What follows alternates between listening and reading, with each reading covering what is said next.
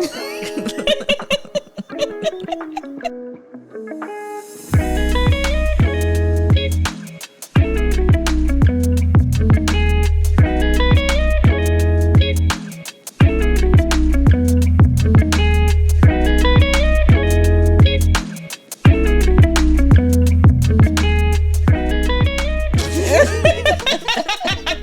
but seriously. Welcome back to No, but seriously. The podcast where we keep it real, keep it honest, but not too serious. I'm Anna. And I'm Jamaica. And today we have a guest, Leo. Hello, everybody. Woo! Thank you for having me. So today we're going to talk about politics, and we invited Leo because this past year he has gotten into politics. And Leo is one of our closest friends, probably our closest friend, since we only have three. I appreciate that. 1, 2, 3.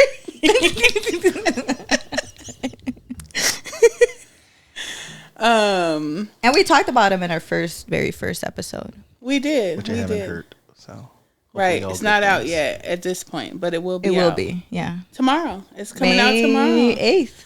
Yeah. So be excited. Yes. Yeah.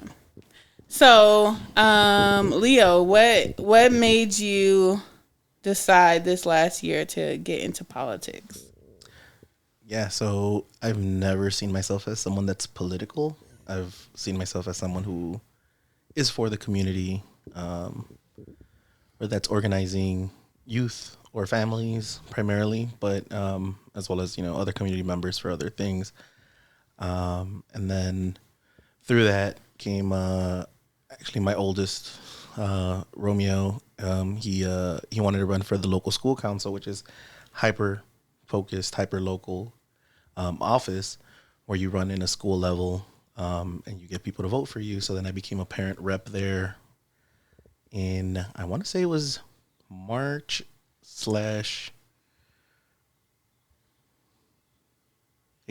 of last year. And then that kind of put me in a role where I was like, I think there's more that we could do. And I started seeing more the correlation of community organizing and politics. We often see, as a community member, as a regular person, I often see like politicians as something other than us. Mm-hmm. People who are making decisions regarding us, but not necessarily knowing what's happening on the ground level, unless we're like they're creating noise at their offices.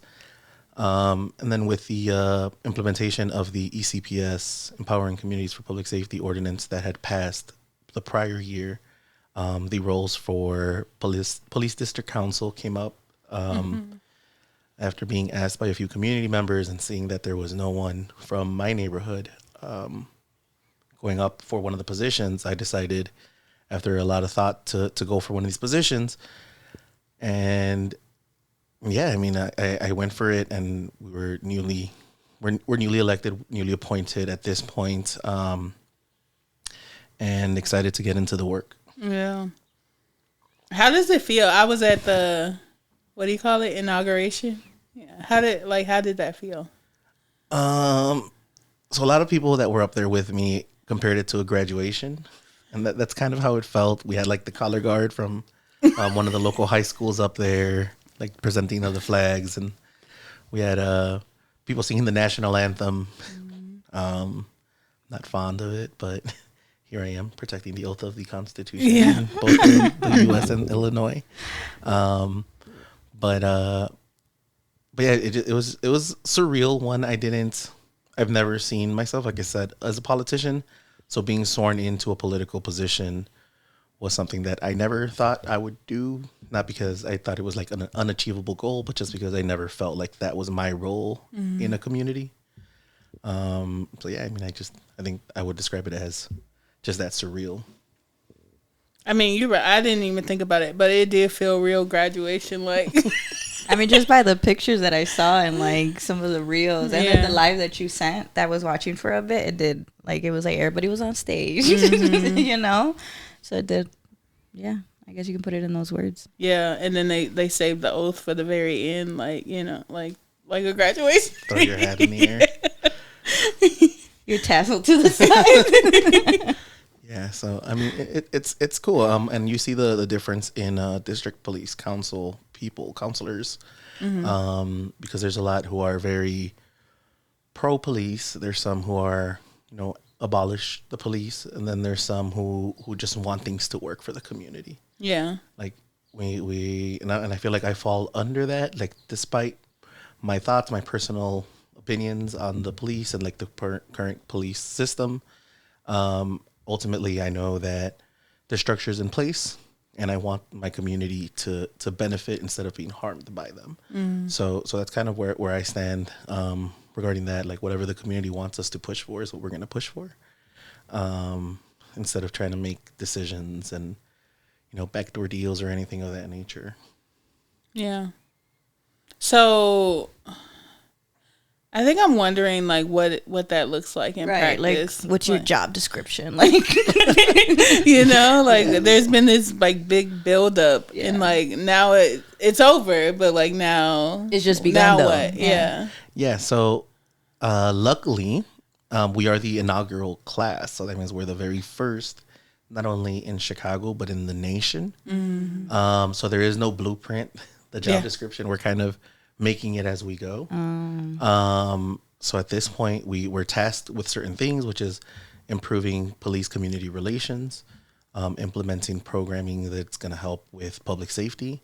So whether that's restorative justice courts, whether that's other anti-violence prevention programs or intervention programs, whether that's helping community members figure out where their cases are regarding the police not reaching back out or whatever it is, but also assisting police officers in ensuring that their budgets are good. Because sometimes, like, even officers are tasked to one district, but they're not necessarily working out of that district. They get pulled to other special things. So our on paperwork, it could say that we have 500 officers in our district, but in reality, we have 300. So our budget is going to 200 people who aren't necessarily in our district.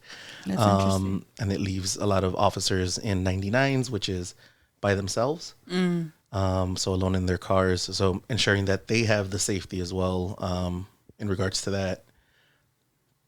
Yeah. So it's kind of like a way to skate around the question, because there is no resume, no job description for it. Yeah. But we are hosting community meetings. Our superintendent recently resigned. There's an interim. So we are tasked with the nominating of the commission, and the commission is tasked with finding the next superintendent. So the people who we nominate then nominate. Yeah. And then, they find the right person for the job. Yeah, which that's important, because that shows like a direct impact, right? Like, because people voted for you, and then you vote for somebody who makes a decision over who runs the police, basically. Yeah. And I think that kind of separates, like, or kind of gives me clarity and peace of mind, because it's so hyper local. So I'm literally talking to my neighbors and representing the people who I'm living next to, and who are getting arrested down the block, or I'm directly talking to people about the shooting that happened down the block as well. So it's so hyper local, that there's a lot more at stake because they're my neighbors. And I feel like that's the way to create impact and have that oversight as well. Because it was so new, how did you find out about the position? Yeah, so it came out of CPAC and GAPA coming together, so two other movements. And then the Chicago Alliance Against Racial Repression and Persecution. I hope I said that right. Carper is the acronym. They sent out a newsletter, like a blast to everybody, saying that they were looking for council people. So we had originally been following the movement prior, but we weren't ready. We didn't know when it was ready to start finding people to run for these positions until Carper sent out that blast. And from there, I was like, okay, like let me go to some of the workshops that they were hosting where they were introducing like the roles and they were introducing the ordinance and these things. And I was like, okay, so like let me find someone. And I remember like even at that moment, I didn't see myself as the person. So I remember reaching out to Jamaica as one of the persons to run for the for the 10th, and a few other people who I was like, you know what, they'd be amazing at these roles. And then like just through that, like I was like, oh come on, like everyone that's awesome is outside of my district right now, or like they already told me no that they don't want to do it, because politics has such a negative connotation to it. Right. So I was like, you know what? People are saying like, okay, why don't you do it? You should do it. You should do it. You care about the community. You care about policing. You care about public safety. Why aren't you doing it? So eventually I was just like, you know what? All right, let's get it done. Yeah. You are honestly the perfect person. Right. You were talking about like finding the perfect people, but you are It was the right perfect there. person. I appreciate that. Yeah, because I was like, hell no. She was like, I have to do what? Nah. But you know what? I did tell you, like, the closer it got, like, to voting, I was like, damn, I should have did it. Just because I wasn't very satisfied with the people that were running in my district. I was just about to say, I think the day where we met up, right, and you know we were looking at like the election results and stuff. On our ride back, you were like, oh man, I should have done it. Yeah, yeah. Because I just felt like, I mean, I live in a district that is half black, and probably a little bit more than that, honestly. But there was only one black person who I felt like could do it, and then they barely made it in, you know. And so I was just like very upset with like the representation there. So, and I still don't know like what it's gonna look like just because that person's black don't mean they're gonna do anything. Yeah, and I think that opposed to like, so I mean, our aldermen are also in our older people are also in our neighborhoods usually, and their offices, you know, tend to be attainable, but it still becomes like this weird balance where it's like I don't feel comfortable approaching my older person because I see them as a politician. Yeah. And I think that these roles are specifically created for community members, so a lot of them are like community organizers and community, you know, activists who are already in the grounds and in the weeds of things. And have those relationships, you know? Yeah, so I think that this is a position that can be approached. So whether it's at a community meeting or you know, one of the safety meetings that we host, I feel like the accessibility is going to be there. I'm hoping that it's across all districts. So I encourage you to ask questions and to attend the meetings and, hey, you know, like we have y'all as representatives, so let's make this work for everybody. Yeah. Yeah. I mean, at this point, I do have to work with the people that are there. But I think that's also why I didn't run, because I don't see myself as that. Like, I'm not a go talk to people type of person. You got to come to me. Yeah, like people come to me. I don't go to people. So I was like, nah, this is more suited for somebody that could do that. Yeah. I would have done a disservice. Also with that came the campaign, and how was that? That was interesting. I had a lot of learning to do.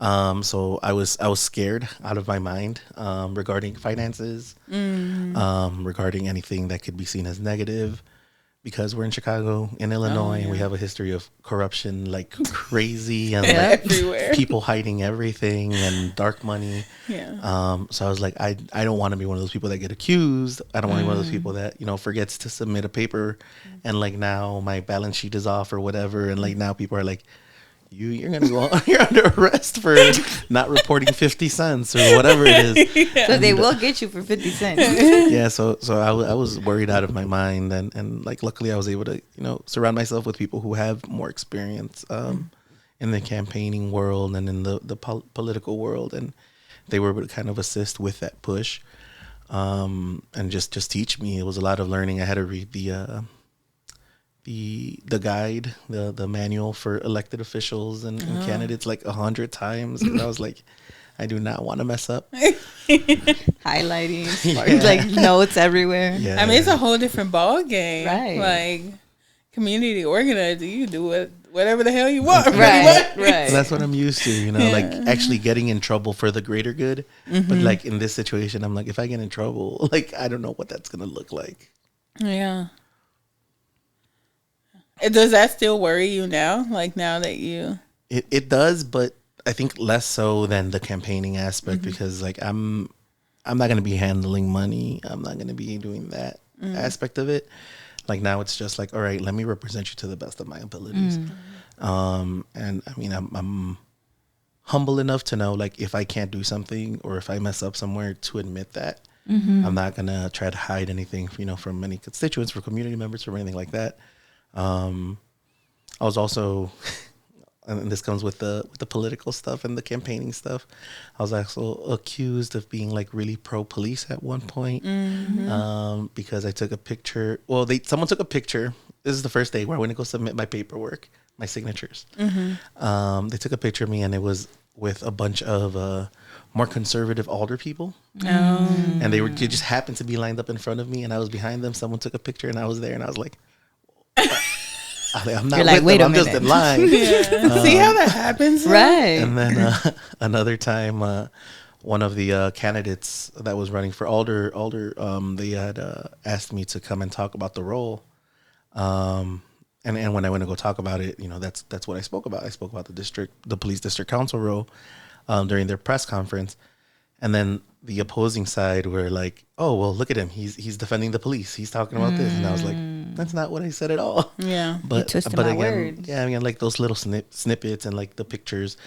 But like if I ever admit, like if I ever slip up on something, I'm gonna be the first person to say, "Hey, you know what? This is what happened. My bad. Yeah, like, let's figure out how to fix this."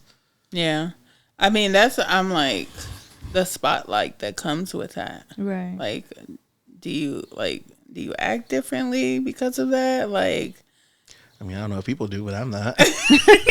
You know, like it's just like more chances like that. Like people taking pictures, people assuming something, you know. Yeah, and like at least in like my neighborhood, and my neighborhood is probably like 1/4, 1/5 of the whole district. At least in my neighborhood, I know that the people who know me kind of know that I've been doing this work for like 16 years. They know that, you know, where that I stand for the community, that I stand for people.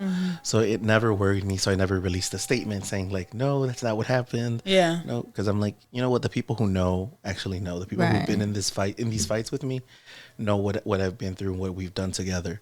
So I never felt the need to like address any of the you know, little drama things that popped up because of that. Similarly, like meeting new people, I would introduce myself, tell them what my track record was, tell them what my resume was, tell them everything, and just say like, and I believe, and like, hopefully I could get your vote, and then just keep tabs and follow through with them. So I ran on a slate, and we all made it in. And the purpose of the slate was to get actual representation across the district. Similar to what you said, there's difference in language, there's difference in you know, demographic buildup and of all types. So we ran me as a male Latino, Michelle, who is an African American lady who's from like the near West Side, and then Chloe Vitale, who's like has like Ukrainian and like Russian and like other things, and like she's up in the northern part of it. So we were able to kind of encompass the whole district because it's so large, and kind of push each other and pull each other in that manner. Yeah. I mean, that is pretty diverse. I mean, as diverse as you could get with three people, you know. Yeah, a little bit of everything. And I mean, like we had 4 progressive people running, more progressive people running in our, like 4 total progressive people running in our district. And like there's no slate against, you know, the 4th person. We just all happened to meet prior to them running. So we had already kind of established a coalition amongst us, but we didn't really put it into pen to paper until probably like a month and a half out from voting. And then we just created all of our literature together. And even that was like money saving and time saving. Yeah. And so yeah. And I mean, I put a goal to knock on 20,000 doors, and we were able to meet that goal.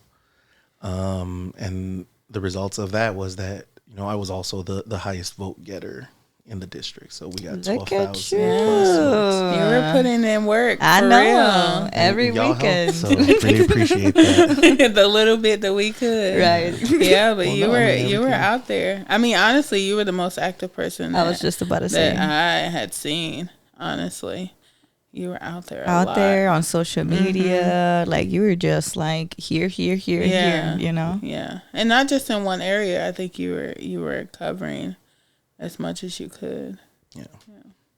Yeah. So also part of the plan was, because I felt like I had a strong enough base in my own neighborhood, I didn't focus on my neighborhood until the last month. So I was north of my neighborhood most of the time. So in every community I could get into, you know, sometimes it's hard because there's like a lot of gates and things to get into. So like, even if it was just like, all right, well, let me leave you this flyer here, and like hopefully you call me or you check out the page. But yeah, we were able to get to 20,000 doors. So excited about that. Yeah, You met your goal. it's overwhelming. It is. I I'm think. just hearing the number. I'm like, man. I mean, even being out there to help you, like, was anxiety producing. So I couldn't even imagine doing that. Oh, my Like, sister, that's why she only went once. She was like, I can't do this again. It's a lot. It's a lot. What I think the problem for me this time around, it was just like the politics was so overwhelming. I mean, we were voting for mayor, we were voting for alderperson, and this new position, and I had first of all, in the district, I didn't even know most of those people. So it's like, first I got to figure out who all these people are, like what you stand for. And then in my ward, there were 9 people running for alderperson. Like, Yeah. why is there 9 options? Like, I think a few of them had like similar names. yes. So it's just like, I just feel like it's overwhelming. And so like, part of me was like, damn, I don't even know who to vote for. Right. Like, It's going to be eating, meeny, miny, mo at this point. Honestly, that's how I was feeling. And honestly, for district council, I only voted for one person because that was the only person I felt confident enough to like vote for. Even though you could vote for 3. But I was like, I don't want to just check somebody because I don't feel confident in you. I don't know. And I looked them all up and I just still did not feel confident in them, you know? And, you know, somebody did lose my vote. I was going to vote for them, but they lost my vote because, like, I didn't feel confident in, like, the way that they were moving in the election process. So if you're moving like that now, like, I just What's gonna happen felt like, when when you get the role, like, what's going to be different? And then mayor, there was 9 people for mayor, Right. you know? And the one person I did want to vote for, I'm like, he not gonna win, you know. So I gotta help it shift some other way. Right. So I gotta shift to who has the best shot, you know. That's politics for you. It's overwhelming. It's confusing. I ain't know nothing. Like, and I'm just imagining me like a pretty educated person, like who can like kind of, you know, figure it out. Or like, can actually like go, you know, and look up, you know? Right. But like people that are not like me, like I can't imagine, you know, like what it's like. And it makes sense that a lot of people don't vote. You know, a lot of people where I live didn't vote. I think we had like maybe 3,000 people voting over here. And compared to how many people live here, it's not a lot at all. Yeah. Right. And I think of like people like my dad, right? He wasn't here for that election. He was here for like the second round. And my dad was like basically saying like, oh, I'm going to vote for this person because their name sounds Hispanic, you know? And I'm just like, Dad, like, that's not a reason to vote for but somebody. a lot of people do that. A lot of people go with that, you know, and say, oh, they sound this way, right? So like, let me vote for them. Because the assumption is like they're like me, so they'll be for me, Right. You know? Yeah.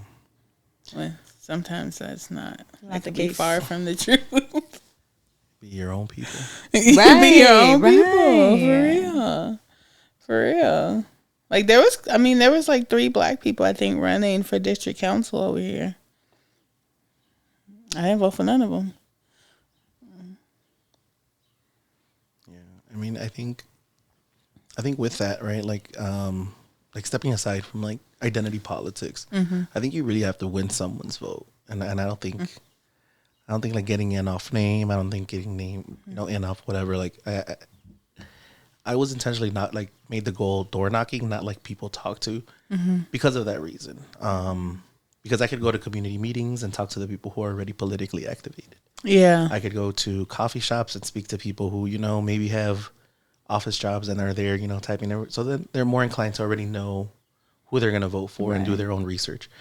But if you're knocking on random doors, the possibility that you're going to hit on someone like your dad, like, hey, I don't know much about these people, or like Right. people who don't have the research capabilities or don't want to, or are like not politically engaged, and you're able to have a sit down with them and talk to them and say, hey, this is what the role is, because it was a lot of that. It was a lot of explaining what the role was because it's so new.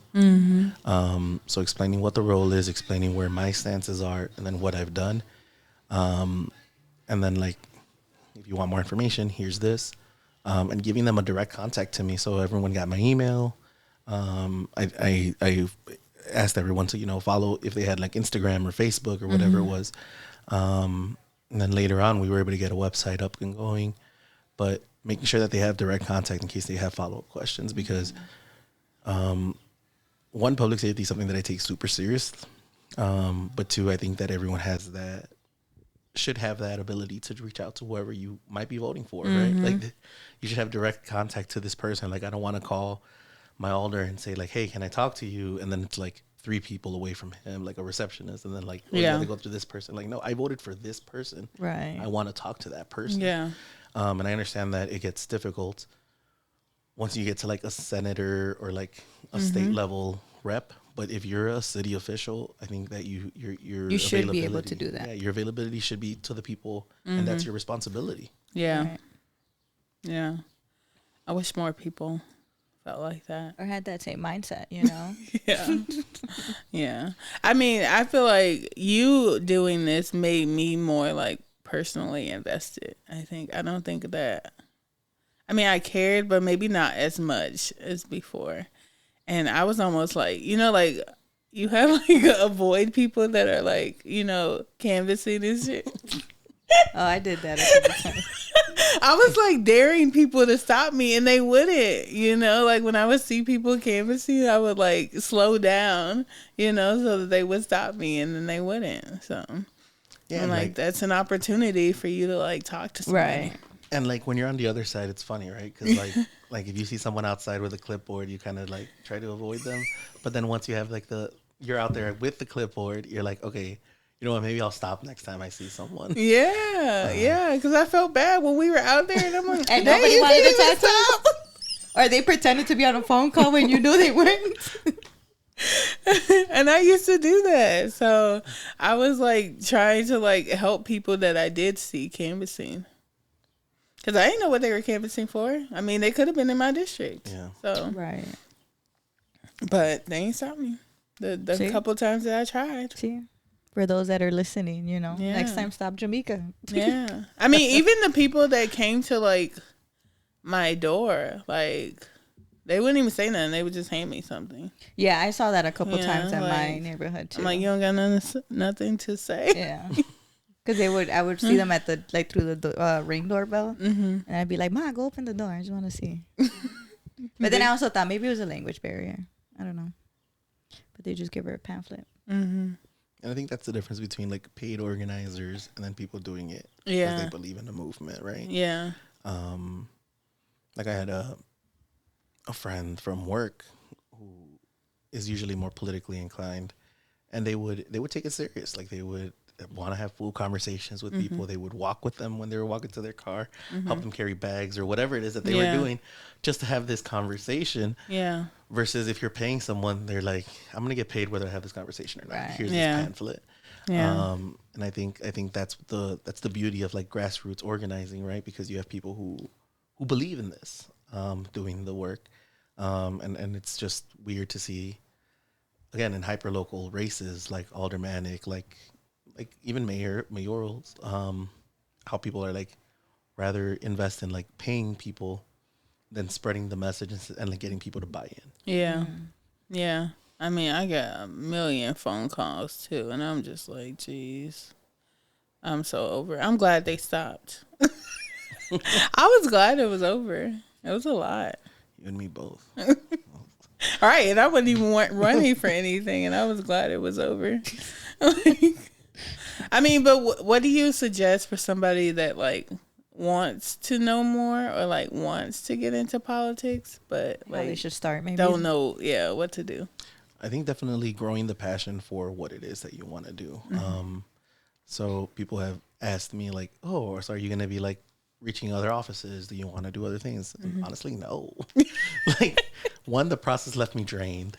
Yeah. Two, like like I want to do this role to the best of my abilities, and because it's the first time, I want to establish like a precedent, and then leave it to someone who can continue that, right? I always believe that, you know, the young people coming up after us like deserve the opportunity to have that seat at the table. Yeah. So I mean, I would love to see, you know, next go around in 4 years having all 20-something-year-olds running in my district and pushing that envelope and pushing us to think critically. Yeah. Once we already put down the ground level and the set the foundation and, you know, get in trouble from, you know, whoever it is that we're going to get in trouble from, you know, for like whatever rules we might have violated because, you know, it's not set in stone. Right. So I'd rather be the person that takes that burden and then leaves a clearer path for the next people up. So I mean, like that's kind of what I would say. Like, make sure that you're passionate about what you're going to go into. Yeah. Make sure that you know you're attending community meetings, so you hear what people have to say in those community meetings. Like, you don't always have to be the loudest voice. You don't always have to be the person behind the mic. You could sit down, take everything in, and talk to the people afterwards. Hey, I noticed you said this. Have you ever thought about, you know, starting a group? Let me help you. Let me assist you. And letting them amplify their voices. And I feel like that's the traits of leaders, right? Where you want to amplify your people's voices. Like, I don't have to be the person in the picture. I don't have to be the person, you know, behind the mic. I don't have to be the person behind the podium. I'd rather be someone else, and I just support them. Yeah. And I feel like that's what politics should be, right? I don't want a politician who wants the fame. I want a politician who wants to create change. Yeah. Right. Yeah. Facts. That's good. That's some good stuff. So the term is 4 years, right? Yep. So what do you hope is different at the end of Like those 4 years? So one, I hope that we have a superintendent, and that's going to come quicker than later. A superintendent that actually cares about creating reform and creating constitutional policing and changing what the perception of CPD is. Who isn't afraid to stand up to the police union, and who isn't afraid to, you know, push back on some of the mayoral rules and laws and say like, hey, you know what, like, no, I don't think that's the best decision. Yeah. I feel like our last superintendent and our last mayor were so close to each other that they moved as one, and then they would both kind of fall to the union, to the police union. So I want someone to have integrity, to stand alone, to be able to have that individuality that's like, you know what, this is my role, not your role. I appreciate your input, but I'm going to make the decisions. Right. Yeah. And hopefully those decisions are based on community needs. Additionally, we're going to be establishing the brand new commission. So because there's such a divide in district council, each district has a nominating person. For us, it is Michelle. So we want to make sure that we put the right people in there. But we know that it's going to be a give and take and a push and pull, because there are also districts with, you know, more police friendly district council. Yeah. So they're going to make their nominations, obviously. Right. But we're hoping that, you know, our voices are a little bit louder. The voices of the community is a little louder. And we're able to push through that. And then we're able to establish them, because their roles are also for 4 years. So once they get established, we're able to continue to push that that narrative, and continue to work towards reform. And then lastly, I think just cleaning up a lot of the nastiness that comes with the word police, right? Yeah. So the overreach, the misconduct, because the argument is always like, well, what about the parents? Why can't we blame the parents? Okay, but like that's not my role. My role is not a police. A parent district council member, right? My role is police district council. So my role is to monitor and ensure that the police is doing what they have to do. And it's hyperfocal, so it's hyperlocal, so it's bringing in our own district. So hopefully establishing a good relationship with our district commander, with the leadership within our district, and ensuring that, we start to create a little bit of culture change, even if it's in this district. Because that alone is going to save lives. Just earlier last year, we had some officers shoot on 18th Street at people who they said they had a gun. Turned out they didn't have a gun. So they got fired and they got charges pressed on them. But that's one case, right? There's hundreds of these cases, and that happened because there was video evidence. Right? If there was no evidence, who knows how that would have turned. Yeah. So I think that making sure that that the bad apples don't feel emboldened enough to be able to do these decisions. Right. They say that there's a mass exodus of police officers.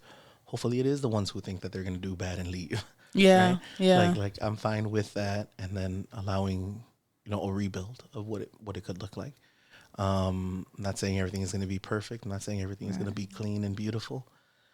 And there's probably going to be days where we get yelled at because we're not doing enough, or people don't see that we're doing enough.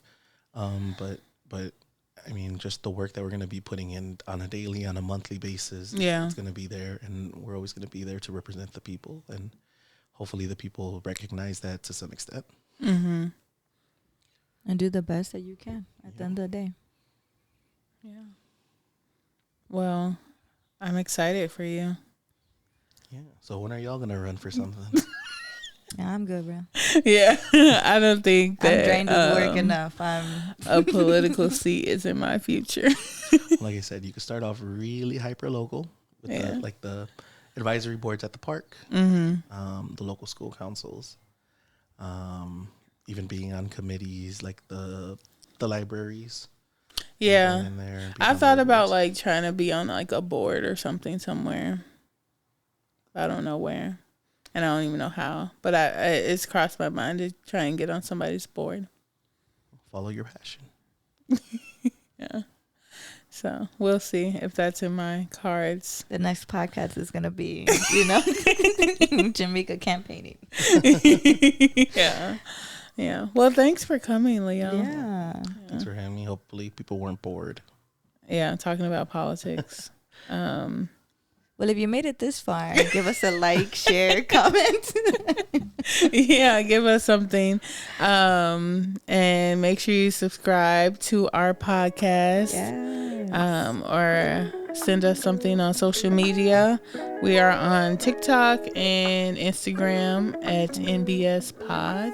Give us a follow. I almost said .com. But we don't have a .com. We don't. Unless y'all want one. Somebody gonna have to do that. But yeah, thanks for watching. Yeah, thanks. Thank you, Leo.